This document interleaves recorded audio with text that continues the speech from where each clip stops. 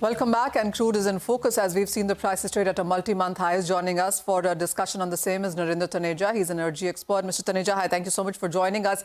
I remember when we were talking at the end of last year, it was, there were three uncertainties that we got into the year with. One was Chinese demand, second was whether or not the war situation will escalate, and third was clearly about tariffs and sanctions clearly seems to have come in first. With these sanctions that the U.S. Treasury Department has put on Russia, we've seen prices gain up on a premium. But how are you reading the impact of these? Well, two things here. First of all, if you see it very with a microscope, it is everything to do with the domestic politics of the U.S. President Biden, he's got limited a few days left now. He's trying to make life as difficult as possible for President Trump, especially when it comes to foreign policy in general and Russia and Ukraine policy in particular. So you see, so the whole idea is to make it kind of, President Biden wants to leave his legacy when it comes to Ukraine and his policy on Russia and overall on NATO. So it has more to do with that.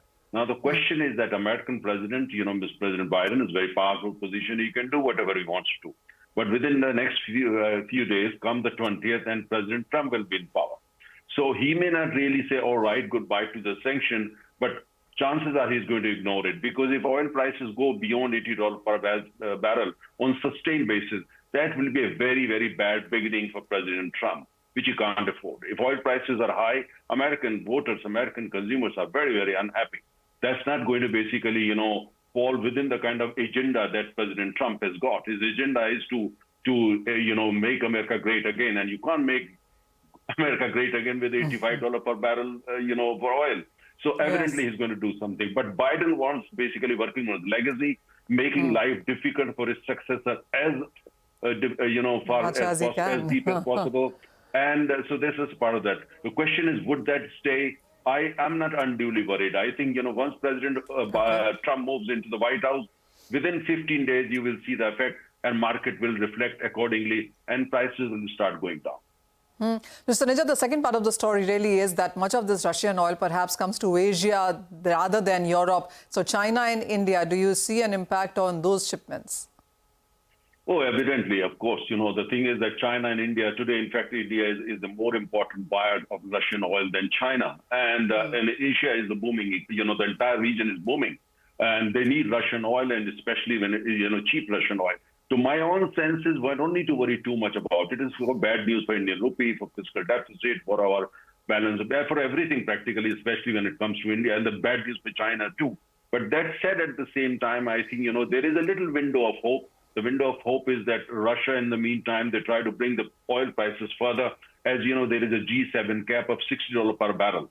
So which means in the meantime, Russia will have to find a way to sell oil maybe less than $60 per barrel, so that, charters can go for more ships, or Russians can go for more ships and ship it to India and China, so that it continues to be business as usual until and unless, President Trump brings in a little bit of more order or the kind of his own stamp on the whole story.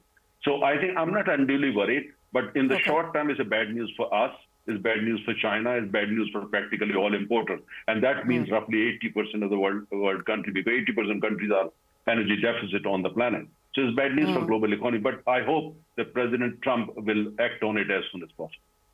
Oh, well, absolutely. I mean, as you said, prices can go higher in the near term, but come Trump and we will see some stability come in here. For India specifically as well, I mean, as you mentioned, we're looking at crude oil prices at multi-month highs. We are looking at rupee at record lows at 86.5. So if you look at oil imports at these levels, are we looking at worrying numbers then?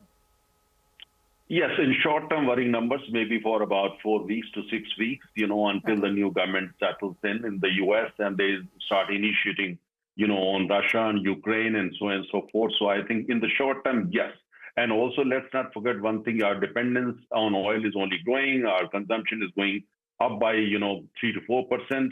And India today is actually one of the key importers of crude oil in the world, especially when it comes to Russian oil. So my own sense is that, overall optimism there, as a private sector refiner has recently entered into a major contract with Rosneft, Russia's state-owned, big exporter of crude oil. That's roughly about $12 to $13 billion a year, and it's a long-term contract. I gather a couple of other Indian refiners are getting into similar contracts with Russian exporters. So I think while they work on all these numbers, and the China is doing more or less the same, I think the countries or the government have to handle these things. And I'm sure when our foreign minister visits Washington, D.C., for the inaugural of President Trump, this is going to be right on the top of the agenda. And not only India, China, other smaller countries too are going to be more or less there. I'm not unduly worried. But what I'm worried about is that, instead of actually leaving a positive legacy, a positive agenda, President Biden is actually making life a little more difficult. He thinks he's making life difficult for his successor. But in the process, he's also making life difficult for major economies, especially in our part of the world, including India and China. Oh, well, absolutely. What is your sense then on the prices going forward from here? I mean, I understand there's just too many uncertainties going on from here. But even if you take yay or nay or do case studies with all of that, what is the range that you think the crude prices will see for this year? Well, good question. You see, if you go by demand and supply fundamentals, oil should not be more than $70 per barrel. And demand and supply fundamentals are the most powerful force when it comes to the commodities market globally. But at the same time, this territory that, which basically has resulted into prices going up, that's a familiar territory for the oil sector, for oil traders, for oil exporters, for oil importers, for India and China, and for the United States. So it's a familiar. We know what's going on.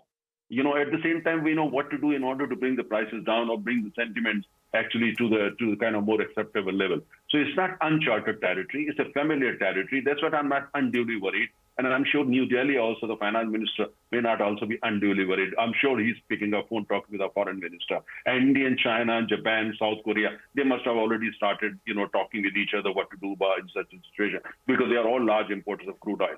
I'm not unduly worried, but as I said, in the short term, I see prices may go up even $85 per barrel. Don't be surprised, $87 per barrel, or even may touch 90. But I think, because the factor will be mainly geopolitical, mainly President Biden. So I think we don't need to understand really, because President Trump, we all know that he has a different agenda when it comes to Ukraine and Russia, even when it comes to crude oil prices, because he's the man who's talking of drill, baby, drill, which effectively means lower oil prices. So I'm not unduly worried, but next 3-4 weeks are going to be tough. Got it, Mr. Taneja. Thank you so much for joining in and giving us your views. In the near term, there may be a bit of a spike, but nothing to worry about in the mid to long term. Thank you, Manisha, for taking us through with that conversation. We're staring at 200-point losses on the Nifty. What we'll do is slip into a short break, come back on the other side. The team of Business Lunch will take all the market action forward.